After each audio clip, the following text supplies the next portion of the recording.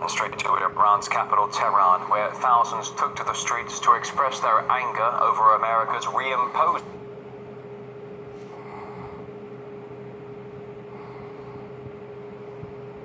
all pre-2015 sanctions.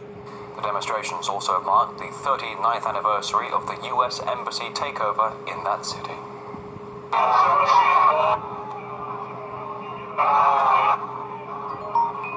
Demonstrators chanted slogans and set fire to American and Israeli flags. The restrictions which the people are decrying came into force hours ago. The sanctions target Iran's oil, banking and shipping sectors and follow Washington's withdrawal from the 2015 nuclear deal, as Murad Gazdiev reports.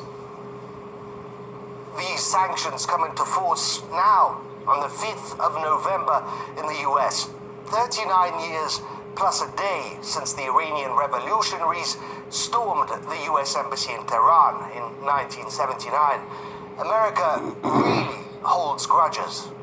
The rogue regime in Iran spread death, destruction, and chaos. The Iranian dictatorship's long campaign remains the world's leading state sponsor of terrorism. The guy even tweeted a picture of himself styled after the Game of Thrones TV show with the message that sanctions are coming. A play on winter is coming. Why he did this remains a mystery, since everyone knew that they were coming. He and his government all said this months ago. Iran spent many years under these same sanctions, cut off from the world's banking system, foreign trade, its oil under embargo. And despite that, Iran's oil exports never dropped below 1 million barrels a day, roughly half of what they are now. It can survive. It already has survived these sanctions. We are well experienced when it comes to sanctions. Do not doubt that under the worst circumstances, Iranians can export as much oil as they need to. Regarding oil sanctions, we have experienced similar restrictions in the past, and we've managed to get by somehow.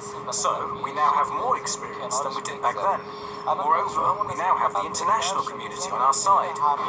These sanctions are unilateral sanctions. This means that the international community will not support them. Based on that, I don't think America will be able to achieve its goals.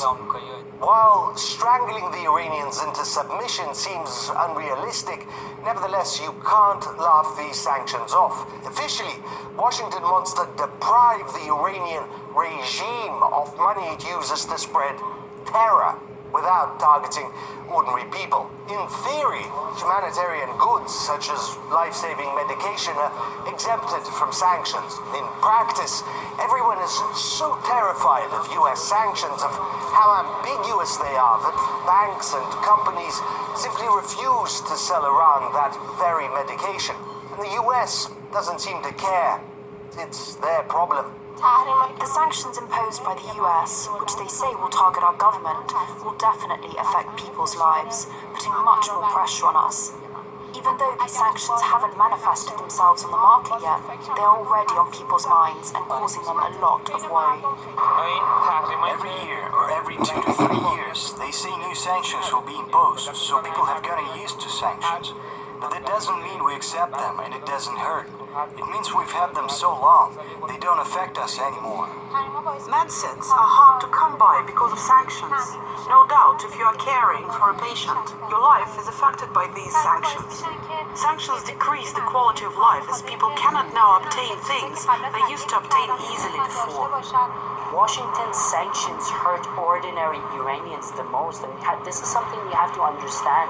Sanctions are not something that is cool or fun, as Donald Trump seems to suggest in his latest Game of Thrones meme.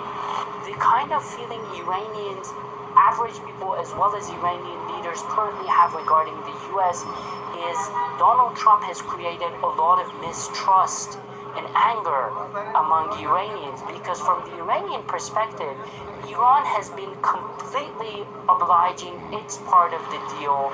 Although these sanctions have had a negative effect, that necessarily doesn't mean that Iran is going to concede to the United States. Signatories to the 2015 nuclear deal have reacted to America's decision. Russia, China, and the EU say they will do everything possible to keep the agreement alive. Moscow insists Tehran has been in full compliance with the treaty, while China says the US must respect its right to trade with Tehran. Israel, though, has welcomed Trump's decision.